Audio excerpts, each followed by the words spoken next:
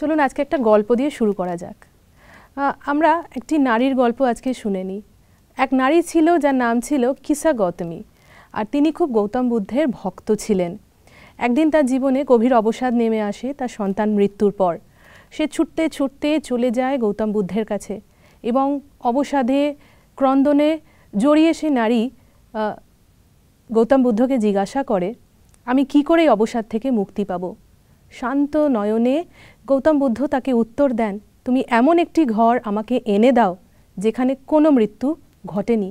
এমন একটি ঘর থেকে তুমি যখন আমাকে কিছু বস্তু এনে দেবে, আমি তোমার সন্তানকে এই পৃথিবীতে পুনরায় ফিরিয়ে দেব। সেই নারী যখন তার দুর্দশা বুঝতে পারে তখন সে অতি লজ্জিত হয় এবং সে ক্রমশই ফিরে যায়। সে কিন্তু অনেক ঘরে চারিদিকে নগরে ঘুরতে থাকে এবং ঘুরে প্রত্যেকটা ঘর যেখানে তার সম্ভাবনা ছিল সেখানে যতবার যাচ্ছে সব জায়গা থেকে কিন্তু নিরাশ হয়ে ফিরে আসছে। তো এমন কোনো ঘর সে পায়নি যেখান থেকে সে কারোর না কারোর মৃত্যুর সংবাদ ঘটেনি। এবং খালি হাতে যখন সে গৌতম বুদ্ধর কাছে ফিরে আসলেন এসে বললেন, হে বুদ্ধ, আমি এরকম একটিও ঘর পেলাম না যেখানে কারোর মৃত্যু ঘটেনি। সুতরাং এর থেকে আমরা বুঝতে পারি যে দুঃখ সুখ দুটো মিলিয়ে কিন্তু আমাদের জীবন।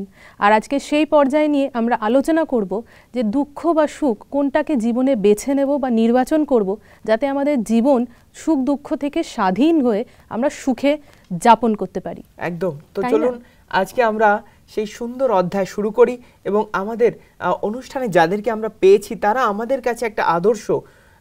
তারা তাদের ঘরকে এবং তারা তাদের পরিবারকে এত সুন্দর করে গড়ে তুলেছেন এবং তারা তাদের ঘরকে একেবারে মন্দিরের মতন সুন্দর করে তুলেছেন। তো অনুষ্ঠানের শুরুতেই তাদের দুজনকে আমরা স্বাগত জানাই। আপনাদেরকে আমাদের অনুষ্ঠানে স্বাগত। আর সাথে রয়েছেন আমাদের ব্রহ্মাকুমারী দিদি জ্যোতি। নমস্কার দিদি। নমস্কার। সঞ্চালনায় রয়েছি আমি তনয়া, আর আমার সাথে রয়েছে আমি সুরজিৎ। আপনাদেরকে আমাদের অনুষ্ঠানে অনেক অনেক অভিবাদন এবং আমরা আপনাদেরকে সংবর্ধনা জানাচ্ছি। শুরুতেই একটু আপনার পরিচয় আমরা জানবো, আপনার আর দিদির পরিচয় আমাদেরকে যদি দেন। আমার নাম শঙ্কর প্রসাদ ভট্টরায়। আচ্ছা। মেদিনীপুর থেকে আমি এসেছি। আমি একজন পেশায় ব্যবসায়ী। দিদি আপনি কোথা থেকে এসেছেন আর আপনার নাম? আমার নাম রুমা ভট্টরায়। আমি মেদিনীপুর জেলার চন্দ্রকোনা রোড থেকে আমি এসেছি। আচ্ছা আচ্ছা। তো আমাদের যে অনুষ্ঠানের নাম আদর্শ গৃহস্থ আশ্রম, তো আশ্রম আর ঘর দুটো তো সম্পূর্ণ আলাদা জিনিস। তো কি করে এই ঘরকে আপনারা আশ্রমে পরিণত করেছেন সেটা যদি একটু আমাদের দর্শকদের কাছে আপনারা বলেন। একটা জিনিস বলি যে আশ্রমে মানুষ কেন যায়।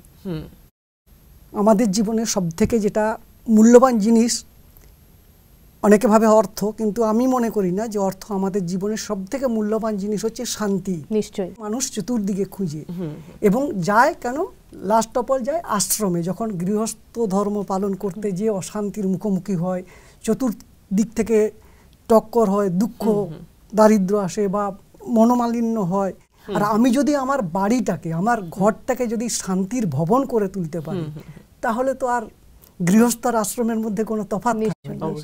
খুব সুন্দর, মানে আপনি আমাদেরকে এক্সপ্লেন করলেন, উত্তরটা খুবই সুন্দর। দিদি আপনার কাছে আসবো। যখন এই ব্রহ্মাকুমারীর সপ্তাহে কোর্সটা করতে যায় তখন আমাকে প্রথমে বলা হয়েছিল যে রামকৃষ্ণ পরমহংসদেব সেই মানে বাণী বলেছিলেন যে সে শিক্ষাই প্রকৃত শিক্ষা, যে শিক্ষা থেকে মানুষ থেকে দেবতা হওয়া যায়। মানে সেই কথাটা আমাকে মানে টাচিং করেছিল। তো তার জন্য আমি এই ব্রহ্মাকুমারী সংস্থাতে এসেছি। ওনার মানে ক্রোধ ছিল আর কি, মানে পারিবারিক অশান্তি ছিল, কিন্তু এই ব্রহ্মাকুমারীতে আসার পর থেকে আমাদের মানে পুরোটা মানে সরল হয়ে গেছে। আচ্ছা, কতদিন ধরে আপনারা এই ব্রহ্মাকুমারীর সাথে যুক্ত আছেন? আমি 6 বছর। আমি 2017 থেকে আছি, 7 বছর। 7 বছর। মানে আপনি এখানে কি আলাদা অনুভব করেছেন? মানে আমাকে যদি আগে কেউ কিছু বলতো না, মানে আমাকে এই জিনিসটা বলা হলো, মানে ভারীপন ছিল আমার, একটা দুঃখ, মানে কেন আমাকে কেন বললো বা আমার মধ্যেই কেন এই কষ্টটা আমারই কেন হয়, সেই জিনিস থেকে কিন্তু আমি অনেকটাই হালকা পনে, মানে আপনি একটু অবসাদগ্রস্ত হয়ে যেতেন।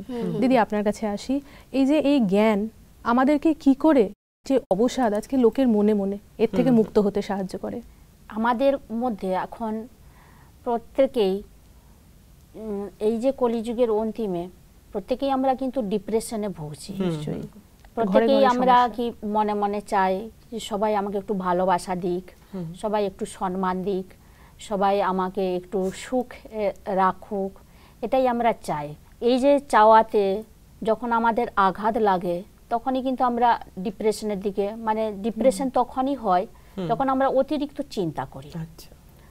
তো যখন পরমপিতা পরমাত্মা তিনি এই প্রজাপিতা ব্রহ্মাকুমারী ঈশ্বরীয় বিশ্ববিদ্যালয়ের মাধ্যমে তিনি যে শিক্ষা দিচ্ছেন, তুমি যা কিছু চাইছো ওগুলো কিন্তু তোমার কাছে আছেই, এবং আমি তোমাকে গ্যারান্টি দিয়েছি যে তুমি যে সম্মান চাইছো, তুমি যে সুখ চাইছো বা শান্তি চাইছো, ওগুলো আমি তোমাকে দিয়েছি। 21টা জন্ম কেন, তারও অনেক বেশি তোমাকে দিয়েছি। তুমি একমাত্র আমাকে স্মরণ করো। মানে এর থেকে আমরা বলতে পারি যে সুখ দুঃখ এর থেকে আমরা আলাদা হতে পারি, তাই না? সুখ দুঃখ তো জীবনের একটা অঙ্গ।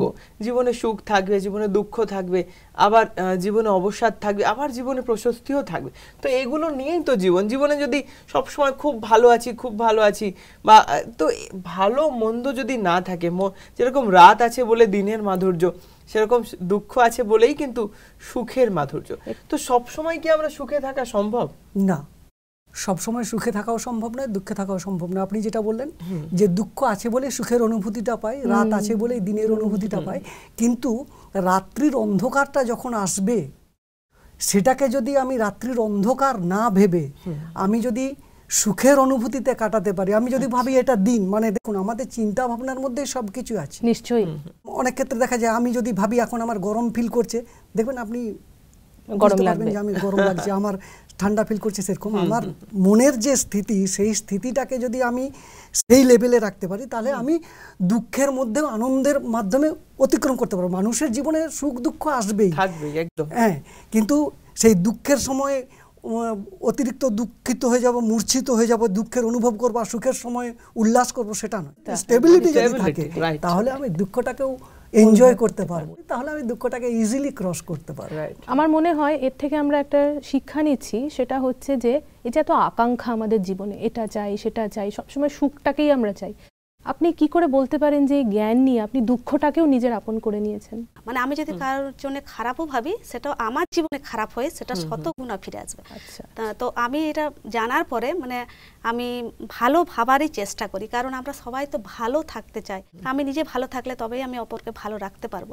তার জন্য আমি চিন্তা ভাবনাটা পজিটিভ থেকেই মানে করি, যাতে সেই জিনিসটা আমার জীবনে যাতে বারে বারে ভালোটাই যাতে আমার জীবনে আপনার সাথেও ভালো হবে। এক্স্যাক্টলি। দাদা, আরেকটা জিনিস, যে আপনি তো ব্যবসাদার মানুষ, তো ব্যবসার ক্ষেত্রে অনেক সময় আমাদেরকে দিদি যেমন বললেন যে ভালো ভাবা, অনেক সময় আমরা ভালো করতে চাইলেও ভালো হয় না, অনেক সময় ছল চাতুরি বা কিছু একটু সাহায্য নিতে হয়, কারণ প্র্যাকটিক্যাল জীবনে আমিও দেখেছি।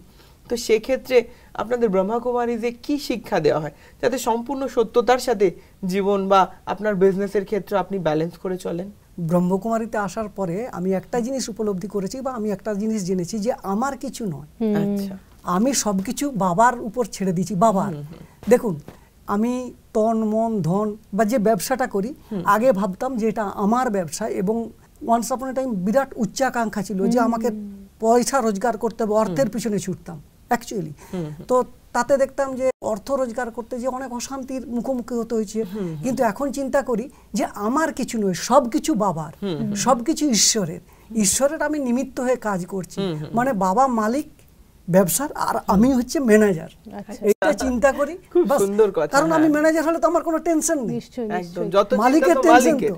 কর্মচারী বা ম্যানেজার কি করে, মাসের শেষে বেতন নিয়ে ঘর চলে যায়। আমার আপনি জাস্ট এই কাজটা করছেন দিদি, যে উনি বলছেন আমি জাস্ট আমার কাজটা সামলাই, কেউ যেন আমার কাজটা করে দেয়। তো এই যে পুরোপুরি আমরা ভাবি যে ঘর সংসারে থেকে সব বোঝা আমাকে, আমি পারবো না, অথচ আপনি সারেন্ডার হয়েছেন পরমাত্মার কাছে। তো ঘরেও থেকে যে আমরা কি করে পরমাত্মার কাছে সারেন্ডার হতে পারি, সব কিছু তার উপর ছেড়ে দিয়ে নিশ্চিন্ত হতে পারি, যদি একটু বুঝিয়ে বলেন। এইটাকে বলা হয় একটা সমর্পণ বুদ্ধি। আচ্ছা, যখন কোনো কিছু করব, তখন করার আগে যদি আমি ভাবি যে যিনি সর্বশক্তিমান, তিনি করণ করাবন হার, তিনি আমাকে দিয়ে করিয়ে নিচ্ছেন, আর আমার যা প্রাপ্ত মানে আমি যা পেয়েছি, আমরা যখন নিজেকে ভাবি না নিজের বোঝ, অর্থাৎ আমার মধ্যে শক্তি আছে, আমার মধ্যে কোয়ালিটি আছে, হ্যাঁ আমি সব করছি বা আমি সব করতে পারবো, যখন ভাবি তখনই কিন্তু আমাদের মধ্যে একটা চাপ চলে আসে মনের মধ্যে। যে কোনো কর্ম করার জন্য আমাদেরকে বিচার চালাতেই হবে অবশ্যই। তো তখন চিন্তা মুক্ত আমরা থাকতে পারি, তখনই তার উপরে ছেড়ে দিই, তাই না? তার উপরে যখন ছেড়ে দেব। অবশ্যই। আরেকটা জিনিস খুব জানতে ইচ্ছা করছে দিদি, যে আপনারা অনেক দিন ধরে তো এই মার্গে চলছেন, সব সময় যে জীবন ভালো আছে সেরকম তো নয়, একটু অবসাদগ্রস্ত বা একটু দুঃখ, সেরকম কি আপনার জীবনে সেরকম বিশেষ কিছু অনুভব যদি একটু আমাদের সাথে শেয়ার করেন? ব্রহ্মাকুমারীতে আসার আগে মানে আমার ছেলে তখন 2.5 বছর বয়স, তো মানে ওর একটু হাড় বাড়ার সমস্যা আছে, তার দেখানো হয় হাড়ের স্পেশালিস্ট ডাক্তার। তো তখন বলেইছিল যে এর কিন্তু গোটা শরীরেই বেরিয়ে যাবে, আচ্ছা, যতই ডাক্তার দেখানো হোক। তো আমরা দেখিয়েছি, তারপরও সেম কথাই বলেছে যে এর কোনো মেডিসিন নেই আর কি। তো সেটা একটা মাথায় একটা চাপ ছিল যে ছেলের কি করে ঠিক করা যায় বা এইসব। তো এখন সেই জিনিসটা মানে এই বাবাকে পাওয়ার পর সেই যে চাপটা, সেই চাপটা কিন্তু চলে গেছে। মানে সমস্যা এখনো আছে হয়তো, আছে, কিন্তু মানে অতটা আর গভীরে আর মানে যায়নি আর কি। এই যে চাপ মুক্ত জীবন, হ্যাঁ, আজকে দেখা যায় চাপ থেকে আমাদের বিভিন্ন প্রকারের অসুখ, তাই না? হার্টের অসুখ, ব্লাড প্রেশার, সব জায়গায় কমন হয়ে গেছে, টেনশনের জন্যই কিন্তু হচ্ছে। এই যে জ্ঞান আমাদের শারীরিক দিক দিয়ে কি করে সাহায্য করে? আমি মনে করি যে আমাদের রোগের 90% কজ হচ্ছে মাইন্ড, মন থেকে তৈরি হয়। যে আপনি যদি এখন চিন্তা করেন আপনার হেডেক, মাথার যন্ত্রণা হচ্ছে, within 10 minutes but half an hour আপনি সেটা ফিল করতে পারেন। আমি আমার ব্যক্তিগতভাবে বলছি, আমার যদি আঙ্গুলও কাটা হয়ে যায় আমি ভাবি যে এটা অনিত্য। আমার মাথার যদি যন্ত্রণা হয় আমি ভাবি এটা অনিত্য, এটা কখনো চিরস্থায়ী নয়। আর আমি কাউকে এটা বলিও না, কারণ একটা জিনিস আছে দেখবেন, মানে আমি যদি বলি আপনাকে, মানে যখন 5 কান হয় না, সেই জিনিসটা রাষ্ট্র হয়ে যায়, বেড়ে যায়। একদম। তো আপনি যদি নিজের মনে মনে চিন্তা করেন, যে মনকে বোঝাতে পারেন যে আমার কিছু হয়নি, আমি স্টেবল আছি, আমার কোনো রোগ নাই, তাহলে ঠিক। মানে পুরোটাই মাইন্ডের ব্যাপার, এবং সেই মাইন্ডটাকে আমরা কন্ট্রোল করি যোগের দ্বারা। যখনই আমরা পরমাত্মার সঙ্গে থেকে শক্তি নিতে পারি, এনার্জি নিতে পারি, মানে জাস্ট আমি যেরকম ধরুন পাওয়ার ব্যাংক চার্জ করার মতো বা মোবাইল চার্জারের মতো যদি চার্জ করতে পারি, তাহলে তো আমার মোবাইল সুন্দর রান করছে। অবশ্যই। একটু আপনার অনুভব একটু শুনে নাও। আমার লৌকিক পিতা মারা যাওয়ার পরে আমি জ্ঞানে এসেছিলাম, বাবার সঙ্গে আমার খুব ভালো রিলেশন ছিল। তো যাই হোক, বাবা আমাকে হাত ধরে এনেছিলেন। তারপর 2021 সালে আমার মা মারা যান, এবং বাবার জ্ঞানে আস্তে আস্তে বাবা বলেছিলেন যে তোমার সব থেকে দামি জিনিস হচ্ছে তোমার চোখের জল। তোমার চোখের জলটা যেন কারোর জন্য না ঝরে। আমার যুগল আছে, ও জানে আমার মা যেদিন শরীর ত্যাগ করেন, ও লাস্ট উনাকে মুরলি শুনেছিলেন, এবং আমিও বসেছিলাম। আমাকে বললো তুমি একটু শুয়ে পড়বে যাও। তো শোয়ার পরে আমাকে ও ডাকতে গেছে যে চলো, মা কিছু আর কথা বলছে না। তো আমি যে জাস্ট দেখলাম, আমি বুঝতে পারলাম মায়ের কোনো পালস নেই, বিট নেই, কিছু নেই। আমি ওকে বললাম যে মা নেই। আমি কিন্তু এতটুকু চোখের জল ফেলিনি, এবং সঙ্গে সঙ্গে তারপরে আমার একটা যোগের নির্দিষ্ট টাইম আছে, ও বললো তুমি চলে যাও, তুমি যোগ করবে। আমি কিন্তু পরমাত্মার কাছে যেই বসেছিলাম, কোনো আমি কাঁদিও নি, কোনো কিছু। পিতৃমাতৃ বিয়োগ হলে একটা শোক থাকবে ছেলে মেয়েদের, আমি কিন্তু এটা পরমাত্মাকে পেয়ে সুন্দরভাবে ওভারকাম করতে পারি। মানে এত দৃঢ়তা এসে গেছে আপনার মনে, তাই না? যে পরমাত্মা যখন আছে, আমার কাছে কোনো কাজই অসম্ভব না, এবং সর্বক্ষেত্রে আমার সাফল্য। এই যে উনি এত দৃঢ়তা, মনোবল, শক্তি, এবং উনি বলছেন এতে করে ওনার শারীরিক প্রচুর বিকাশ ঘটেছে। তো রাজযোগের এই যে ভূমিকাটা, এটা যদি আজ আমরা জনসাধারণের মধ্যে ছড়িয়ে দিতে পারি, তাহলে তো এই যে এত অসুখ, এত পীড়া মানুষের মধ্যে থেকে তো অনেক আমরা মুক্তি পেতে পারি। তো কিভাবে সেটা শারীরিক দিক থেকে সুস্থ হয়ে উঠবো, যদি একটু সংক্ষেপে আমাদেরকে বোঝান। এটাকে বলা হয় হিলিং রাজযোগ। আচ্ছা, হ্যাঁ, যখন আমরা শরীরের উপরে পরমাত্মাকে, আমি আত্মার জ্যোতির্বিন্দু স্বরূপ, তো পরমপিতা পরমাত্মাও তিনি জ্যোতির্বিন্দু স্বরূপ, এবং তিনি সর্বগুণের অধিকারী এবং সর্বশক্তির অধিকারী। তো তাকে যখন স্মরণ করব পরমাত্মাকে, এবং তার থেকে যখন আমি আলোক রশ্মি নেব সারা শরীরের ওপরে, হ্যাঁ, এবং বিভিন্ন অঙ্গ প্রত্যঙ্গের ওপরে যখন আমি নেব, এক একটা শক্তিকে নিয়ে আমি যখন ভাববো যে যা সমস্ত পরমাত্মা থেকে আলোক রশ্মি আমার শরীরের বিভিন্ন অঙ্গ প্রত্যঙ্গে যাচ্ছে, তো তখন এবং সেই রোগ থেকে আমি মুক্ত পাচ্ছি, আমার মধ্যে ব্লাড সার্কুলেশন বৃদ্ধি পাচ্ছে, এবং হৃৎপিণ্ডের স্পন্দন স্বাভাবিক হয়ে যাচ্ছে। এরকম করে যদি আমি যখন ভাববো বা ছবি ফুটিয়ে তুলবো সামনের পর্দার মতো, যেমন সিনেমার পর্দাতে ছবি ফুটিয়ে ওঠে, সেরকম করে যখন আমরা ভাববো, এরকম ভাবে পজিটিভ চিন্তা করব, তো এর দ্বারা কিন্তু আমরা শরীরের রোগ থেকে মুক্ত হতে পারি। এটা আমরা নিজেও করে দেখেছি। হ্যাঁ, বিভিন্ন শারীরিক যখন অসুস্থতা হয় তখন কিন্তু আমরা রোগ থেকে মুক্ত হই। আপনাদের কোনো বিশেষ করে দিদির কি এরকম কোনো অনুভব আছে যে যোগের মাধ্যমে রোগ থেকে আমরা মুক্ত হতে পারি? না, মানে আমার আগে থাইরয়েডটা খুব প্রচুর ছিল। আচ্ছা আচ্ছা। তো এখন দেখেছি থাইরয়েডটা মানে মেডিটেশনের দ্বারা থাইরয়েডটা কিন্তু অনেকটা কমেছে। এমনি মানে মেডিসিন নেই, কিন্তু তাও থাইরয়েডটা মানে এখন ঠিক আছে। ঠিক আছে। দাদার কাছে একটু শুনে নেব যে আপনার কি এরকম রোগ থেকে মুক্ত হয়, আপনি যথেষ্ট ফিট, হ্যাঁ, তো কি করে এইভাবে আপনার ফিটনেসটাকে ধরে রেখেছেন? আমি একটু আগে বললাম না, কখনোই চিন্তা করি না আমার কোনো শরীর খারাপ আছে, শরীরের কোনো রোগ আছে, কোনো জ্বালা আছে, কোনো কিছু নেই। আচ্ছা। আমি অলওয়েজ ওকে। বাবাকে বলি বাস, কিছুক্ষণ হয়তো থাকে, সেটা আমি সেই সহ্য ক্ষমতাটা বাবা আমাকে দিয়েছে, সেটা আমি সহন করতে পারি, সহ্য করতে পারি। কারণ মানুষের জীবনে সহ্য ক্ষমতাটাই সব থেকে বড়, সহনশীলতা একটা বিশাল বড় গুণ। তো সেটা সহ্য করি, দেখি কিছুক্ষণের মধ্যে আমি রিকভারি হয়ে গেছে। এর থেকে বড় উপমা বা এর থেকে বড় জ্ঞান আমাদের কি হতে পারে যে ঘরে থেকেও এই রকম করে আমরা নিজেদের শারীরিক সুবিধাও ঘটাচ্ছি, মানসিক সুবিধাও ঘটাচ্ছি, এবং শুধু রোগমুক্ত নয়, নিজের মানসিক অবসাদ থেকেও মুক্তি পাচ্ছি। সবথেকে বড় জিনিস যেটা, নিশ্চয়ই। তো জ্ঞানকে আমরা অপর ভাষায় স্বাধীনতাও বলতে পারি, তাই না? একদম একদম।